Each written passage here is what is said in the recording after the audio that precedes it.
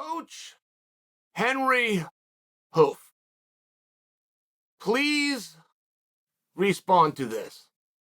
You make a video, you text it to me, maybe you post it on your Instagram, whatever you do.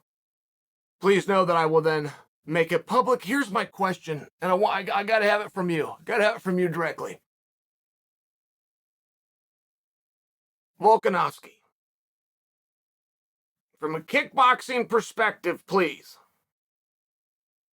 which is relevant considering 90% of his offense is kickboxing and 99.5% of his performance tonight was kickboxing. Now, why is this working? What is Volkanovski doing? We have an athlete in Volkanovski, shorter, smaller reach, who does not have amazing footwork, who does not have this massive power. Let me use Mike Tyson as an example. Tyson was shorter with a smaller reach than everybody, but boy, was he ever powerful. We knew that. That's not what's happening here. Volkanovski looks like he's stronger than most guys. I agree with that. But this isn't overwhelming. And then you have speed, which is not only not overwhelming to his opponents, I'm not sure it's convincing.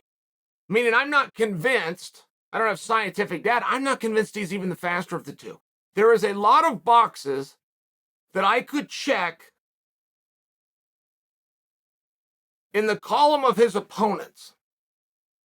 Coach, here's my question. Why is he able to get to the target? I follow the sport as close as anybody. I get all the rhetoric. Oh, you come inside and you dig to the body. He's not going to the body. He's going to the head. Over 90% of the time, he's going to the head. I would really like if you told me why this is working. And secondly, same question in reverse. Why is he not getting hit? His defenses are remarkable. But he's further out. He's at the end of their punches. He's in their range.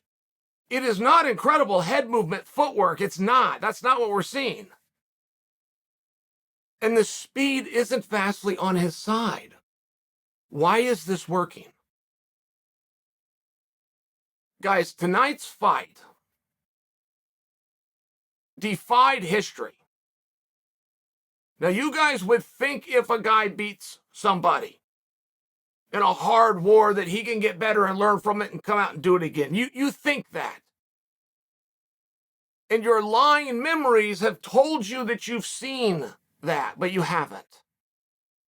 Now, there's one-offs.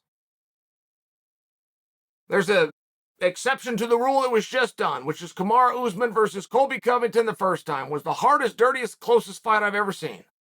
Kamaru came out, did it again, and got the same result. But that is very, very different. It is very, very different. I thought that Max won the previous fight. Now, I'm not here to talk about their Abu Dhabi fight. I'm talking about the second one. I'm not here to talk about that. There was a licensed, present, assigned judge that night who also thought that Max won the fight. That was a split decision. So it was a very, very close fight. Now, history. If a younger fighter wins and they rematch, the younger fighter will win again, only easier. You will not find an exception to that. You will not find a younger fighter beating an older fighter, they rematch, and the older fighter beats him. Straight up challenge, go ahead. So even if Max didn't get his hand raised, we can acknowledge that the younger fighter, he got shut out tonight, guys. You have not seen that in history. You have not seen guys go to war and do it again. Where are you going to get the motivation? I mean, in all fairness, where are you going to get the motivation? You're going to need grit, right? Toughness. Toughness comes in when you're in championship round. Toughness doesn't come in a 2-minute fight. Tell me how tough you are because you were in a scrap on the playground that lasted 18 seconds. Had nothing to do with toughness. Maybe I got to throw a little courage on you. Maybe I could talk about your strength, speed, and skills. Maybe. You got to want it. To win rounds 4 and 5 and to be in the physical condition to even get there and hold up, you have to want it. Where would that come from with Volkanovski? He already did it. Twice. Where would it come from? It's a fair question. An older fighter who's shorter and has a reach disadvantage does not have a meaningful speed and or head movement advantage. How's he doing this? He's getting to the target. He's not getting got to. He's choosing to stand and trade in these fights. He does not have to. He went for one takedown tonight. It was through the body lock, and he wasn't real bullish on it. He wanted it. He looked for it pretty good. He didn't put everything into it by any means. He wanted to stand with a guy who was put in the top 3 list of MMA strikers by Teddy Atlas and Freddie Roach. He wanted to be there for minutes 50 through 75. This shouldn't work. These guys and this man's skills and his drive and his motivation. This is next level stuff, guys. This is inspiring